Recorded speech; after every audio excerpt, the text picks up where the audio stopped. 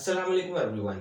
Welcome back to our new video. दुनिया का सबसे बड़ा और सबसे पावरफुल स्पेस टेलीस्कोप नासा की तरफ लॉन्च किया गया आज से कुछ टाइम पहले। इसका टाइम है जेम्स वेब स्पेस टेलीस्कोप और इसका इस्तेमाल करके आप एक तरीके से टाइम ट्रैवल कर सकते हो। मतलब टाइम में पीछे जाना तो पॉसिबल नहीं है, लेकिन इससे आप हिस्ट्री में पीछे की एक झलक देख सकते हो। और यहाँ 5-6 साल पीछे की हिस्ट्री की बात नहीं की जा रही है, मैं यहाँ लिटरली बिलियंस और मिलियंस की ईयर्स की हिस्ट्री में पीछे देखा जा सकता है इस टेलीस्कोप का इस्तेमाल करके। स्पेसिफिकली कहूं तो 13 बिलियन ईयर्स 13.8 बिलियन ईयर्स पहले बिग बैंग हुआ था, यूनिवर्स की स्टार्टिंग हुई थी। और ये टेलीस्कोप 13 बिलियन ईयर्स पहले देख सकता है, 0.7 बिलियन ईयर्स बाद यूनिवर्स के स्टार्ट होने के। ये कैसे पॉसिबल हो सकता है, लेकिन आइए जानते हैं वीडियो में इसकी खासियत। Lift off from a tropical rainforest to the edge of time itself, James Webb begins a voyage back to the birth of the universe. Nature has this way of being even more creative than we are. So we have always been surprised by what we see in the sky.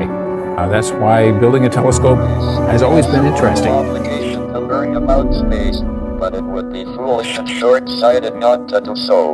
It may hold. सबसे पहली खास बात यह है इस telescope के बारे में कि ये मेनली इंफ्रारेड लाइट को डिटेक्ट करने के लिए डिजाइन किया गया था। जब आप आसमान में देखते हैं किसी भी छोटे मोटे टेलीस्कोप से, आपको विजिबल लाइट की रिफ्लेक्स दिखती है, मतलब जो लाइट, जो रोशनी आपको अपनी आंखों से दिख रही है। स्कूल में याद है पढ़ा था इलेक्ट्रोमैग्नेटिक स्पेक्ट्रम के बारे में कि इलेक्ट्रोमैग्नेटिक वेव्स एक बहुत बड़े स्पेक्ट्रम पर होती हैं, जो X rays, ultraviolet rays, radio waves, microwaves सभी इंक्लूडेड होती हैं इसमें। और बीच में एक छोटी सी रेंज होती है विजिबल लाइट्स की, जो लाइट हमें अपनी आंखों से दिख पाती है। आमतौर पर जो छोटे मोटे टेलीस्कोप्स होते हैं वो आप किसी भी दुकान पर खरीद सकते हैं, वो विजिबल लाइट्स इन ब्लैक में देख सकते हैं। इस विजिबल लाइट की रेंज ब्लू कलर से लेकर रेड कलर तक होती है और रेड कलर की सबसे बड़ी वेवलेंथ होती है। और इलेक्ट्रोमैग्नेटिक वेव्स में क्या होता है आपको पता ही होगा, जितनी ज्यादा बड़ी वेवलेंथ होती है उतनी ही आसानी से ये इलेक्ट्रोमैग्नेटिक वेव्स किसी भी ऑब्जेक्ट्स और ऑब्स्टेकल्स के थ्रू पास थ्रू कर सकती हैं। जैसे कि रेडियो वेव्स, जो रेडियो आप सुनते हैं, रेडियो वेव्स की किलोमीटर्स लंबी वेवलेंथ हो सकती है। इसी रीजन से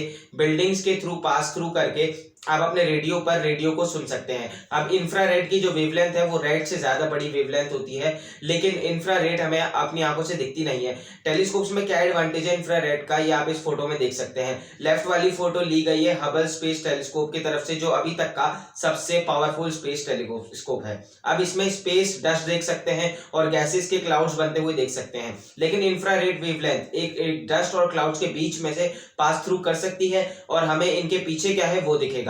तो राइट वाली पिक्चर वो है जो इमेजिन किया जाता है हमें जेम्स वेब स्पेस टेलीस्कोप से दिखेगा, बेसिकली कह सकते हो। और हाई क्वालिटी और एचडी क्वालिटी की इमेज आएगी हमें। इंफ्रारेड जो वर्ड होता है इसका बेसिकली मतलब होता है ब्लो रेड। लैटिन से ये वर्ड आता है इंफ्रा, जिसका मतलब होता है ब्लो।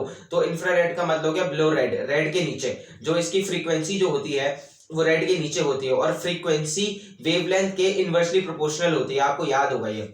अब जो भी चीज हीट रेडिएट करती है वहां से इंफ्रारेड वेव्स निकलती हैं, इंसानों से, जानवरों से, सूरज से या आग से, इन सब जगहों से इंफ्रारेड वेव्स निकलती हैं। और यही रीजन है कि नाइट गॉगल्स में अक्सर सोल्जर्स को आपने देखा होगा नाइट गॉगल्स इस्तेमाल करते हैं, वो इंफ्रारेड डिटेक्ट करते हैं। बेसिकली उनके नाइट विजन गॉगल्स से कुछ ऐसा व्यू आपको दिखता है जो इंफ्रारेड कैमरास कैप्चर कर पाते हैं। अब क्योंकि टेलीस्कोप भी सन्स को देखेगा, गैलेक्सी को देखेगा जो सन से बनते हैं, प्लैनेट्स को देखेगा, वो सब हीट रेडिएट करते हैं, इसीलिए ये इंफ्रारेड वेव्स को कैप्चरिंग करके देखना पॉसिबल है। एक और एडवांटेज क्या है इंफ्रारेड का, जब कोई टेलीस्कोप इतने दूर दूर तक स्टार्स को देखता है, वो स्टार्स जो बिलियंस ऑफ किलोमीटर दूर हैं हमसे, लाइट जब उन स्टार्स से टेलीस्कोप तक आ रही है, लाइट इतना डिस्टेंस ट्रैवल कर रही है, यहाँ आते आते ये जैसा कि आप जानते हैं यूनिवर्स आहिस्ता आहिस्ता एक्सपेंड करने लग रहा है, तो लाइट की जो वेवलेंथ है वो भी स्ट्रेच आउट हो जाती है, वेवलेंथ थोड़ी बढ़ जाती है। इस फिनोमेना को कहा जाता है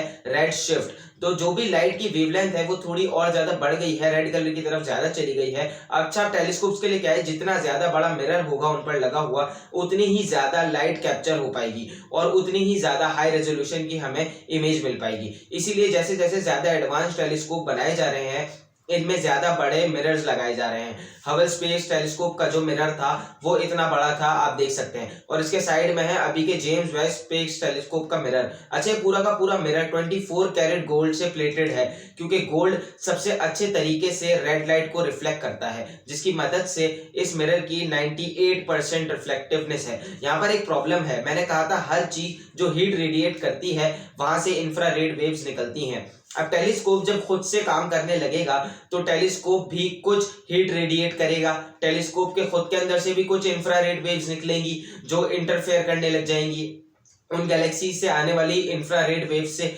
और फिर अच्छे से हमें हाई क्वालिटी रेजोल्यूशन की पिक्चर्स नहीं मिल पाएंगी। इस चीज को अवॉइड करने के लिए ये जेम्स वेब टेलीस्कोप सिर्फ -223 डिग्री सेल्सियस की ठंड में काम करेगा। इतना ठंडा टेम्परेचर होना चाहिए इसे काम करने के लिए। जमीन पर -89 डिग्री सेल्सियस से नीचे तो टेम्परेचर कभी गया नहीं है, तो कैसे इतना ठंडा रखा जाए इस टेलीस्कोप को। अब स्पेस में करना ये पॉसिबल है, जरूर पॉसिबल है, क्योंकि स्पेस में काफी ठंड होती है अनलेस सनलाइट आ जाए।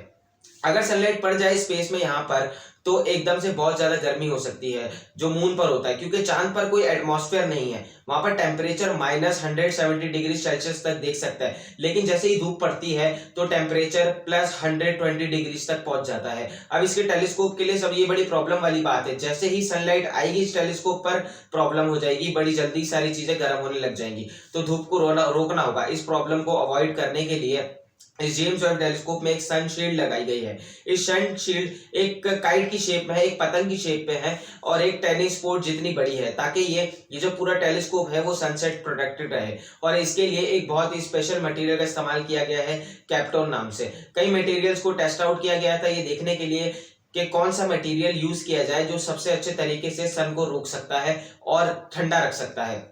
तो बाद में डिस्कवर किया गया ये आर्टिफिशियली बनाया गया मटेरियल है कैप्टॉन। 5 लेयर्स कैप्टॉन की इस सनशीट पर लगी हुई हैं और हर लेयर एक इंसान के बाल से भी ज्यादा पतली है और हर लेयर के बीच में वैक्यूम की गैप्स हैं ताकि इसकी इफेक्टिवनेस ज्यादा हो सके। इसके अलावा हर लेयर पर एल्यूमिनियम की कोटिंग है और 2 लेयर जो सन के सबसे पास हैं उनमें डोप सिलिकॉन की कोटिंग भी है।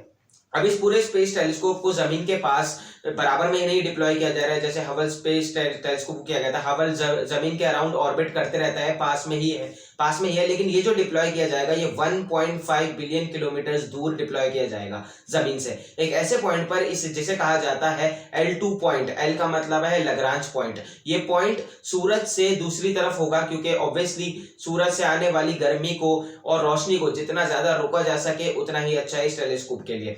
और इस L2 पॉइंट की खास बात यह है कि ये अर्थ के साथ साथ ही चलता रहता है और सूरज से बिल्कुल हाइड करके रखता है इसको। ऑर्बिट देखो कैसा है, अर्थ की शैडो हमेशा सूरज को छुपा के रखेगी। ये वैसी बात हो गई कि कभी आप सूरज की डायरेक्शन में आसपास देखते हैं तो धूप की वजह से आपको क्लियरली दिखाई नहीं देता, लेकिन आप सन को कवर कर लेते हैं अपने हाथ से तो आपको ज्यादा अच्छे से दिखता है। सेम चीज टेलीस्कोप के साथ भी है। नासा ने कहा है कि इस टेलीस्कोप को बनाने का और लॉन्च करने का पूरा प्रोसीजर इतना कॉम्प्लिकेटेड है कि इन्होंने 300 से ज्यादा पोटेंशियल टेक्निकल प्रॉब्लम्स आइडेंटिफाई की हैं जो आ सकती हैं। 300 से ज्यादा सिंगल पॉइंट ऑफ फेलियर्स, अगर इनमें से एक भी गलती हो गई तो पूरा का पूरा प्रोजेक्ट खत्म समझें। और इस पूरे प्रोजेक्ट पर $10 बिलियन का स्पेंड किए गए हैं। ये इतना ज्यादा पैसा है कि नासा को कई और जगहों से रिसर्च प्रोजेक्ट से पैसा हटाना पड़ा और इस प्रोजेक्ट में लगाना पड़ा इसे पॉसिबल बनाने के लिए। और नासा के अलावा यूरोपियंस भी और बहुत सारी कैनेडियन स्पेस एजेंसीज भी इसमें पार्टिसिपेट कर रही हैं। अब इसकी मदद से साइंटिफिक उम्मीद लगाए बैठे हैं कि वो स्टडी कर पाएंगे कि बिग बैंग होने के बाद स्टार्स और गैलेक्सीज की फॉर्मेशन कैसी हुई थी, क्योंकि मैंने बताया कि इस टेलीस्कोप की मदद से आप 13 बिलियन ईयर्स पास में देख सकते हैं। जो हबल स्पेस टेलीस्कोप था वो 1 बिलियन ईयर्स पहले तक देख सकता था उस टाइम तक जब से बिग बैंग हुआ था, तो 12.8 बिलियन ईयर्स पहले मान लेते हैं। लेकिन ये जेम्स वेब स्पेस टेलीस्कोप जो है वो 0.3 बिलियन ईयर्स पहले तक देख सकता है बिग बैंग के बाद से, जैसे आप इस डायग्राम में देख सकते हो जब पहले स्टार्स की फॉर्मेशन होनी स्टार्ट हुई थी। आप पूछोगे कि पास्ट में देखना कैसे पॉसिबल हो सकता है, इसका आंसर बड़ा सिंपल है। लाइट जो है वो कुछ टाइम लगाती है डिस्टेंस ट्रैवल करने में। जब तक लाइट पहुंचती है एक जगह से दूसरी जगह तक, काफी टाइम बीत चुका होता है उसमें, स्पेशली जब इतने लंबे डिस्टेंस इन्वॉल्व होते हैं। जैसे कि सन से लेके अर्थ तक जो रोशनी पहुंचती है उसे 8 मिनट्स का टाइम लगता है अप्रोक्सीमेटली। इसका मतलब ये हुआ कि अगर सूरज गायब हो गया अचानक से मान लो, तो जमीन पर लोगों को 8 मिनट लगेंगे उसे पता लगाने में, देखने में कि यहाँ पर सूरज गायब हो गया है। तो एक तरीके से कह सकते हैं कि हम 8 मिनट पास्ट में देखने लग रहे हैं जब हम सन को देखते हैं। सिमिलर लॉजिक को आप बड़े स्केल पर अप्लाई करते हैं। जो स्टार्स और गैलेक्सीज हमसे मिलियंस ऑफ लाइट ईयर्स दूर हैं, जब हम उन्हें देखते हैं टेलीस्कोप की तरफ से या जमीन पर बैठे बैठे उन स्टार्स को हम देखते हैं, तो हमें वो एक्चुअली में मिलियंस ऑफ लाइट के ईयर्स के पहले के टाइम के दिखाई देते हैं। तो यूनिवर्स इतना बड़ा है कि कुछ स्टार जो हमसे 13 बिलियन लाइट ईयर्स दूर हैं, उनकी रोशनी जब तक यहाँ पर जमीन पर पहुंचती है 13 बिलियन ईयर्स गुजर चुके होते हैं, और जो हमें एक्चुअली में आज दिख रहा होता है वो 13 बिलियन ईयर्स पुराना होता है। इस तरीके से हम हिस्ट्री में एक झलक देख सकते हैं। इसी लॉजिक से थ्योरेटिकली ये भी पॉसिबल है कि हम मान लो 100 मिलियन लाइट ईयर्स दूर चले गए जमीन से, टेलीपोर्ट हो गए एक ऐसे प्लैनेट पर जो 100 मिलियन लाइट ईयर्स दूर है जमीन से, और उस प्लैनेट पर एक बहुत ही पावरफुल टेलीस्कोप बनाकर जमीन की तरफ देखते हैं, तो हमें 100 मिलियन ईयर्स पहले देखने को मिलेगा, हम डायनासोर्स को देख पाएंगे ऐसे। लेकिन प्रैक्टिकल प्रॉब्लम ये एक्चुअली में करने में यही आ जाती है कि जब तक हम दूसरे प्लैनेट पर जाकर जमीन की तरफ वापस देखेंगे, तो दूसरे प्लैनेट तक पहुंचने में कहीं ज्यादा लंबा टाइम लग जाएगा वापस देखने से। तो टेलीपोर्ट करके अगर ये पॉसिबल हुआ तो हम जमीन में हिस्ट्री को भी होते हुए देख सकते हैं और एक्चुअली में टाइम ट्रैवल कर सकते हैं। इसके अलावा ये भी देखना बड़ा इंटरेस्टिंग होगा कि जेम्स वेब टेलीस्कोप कौन से नए प्लैनेट्स को देख पाता है, और क्या कोई ऐसा प्लैनेट ढूंढ पाता है जहां पर अर्थ जैसी कंडीशंस मौजूद हैं, जहां पर पॉसिबली लाइफ पाई जा सकती है। टाइम ही बताएगा। ये उम्मीद करता हूं आपको ये वीडियो पसंद आई होगी। पसंद आए तो ये स्पेस आपने जो हमने पिछले पहले टाइम ट्रैवल बनाया था वो भी देख सकते हैं। और अगर आपने हमारी वीडियो को अभी तक लाइक नहीं किया तो लाइक कर लें, चैनल को सब्सक्राइब नहीं किया तो सब्सक्राइब कर लें। मिलते हैं नेक्स्ट वीडियो में। अल्लाह हाफिज।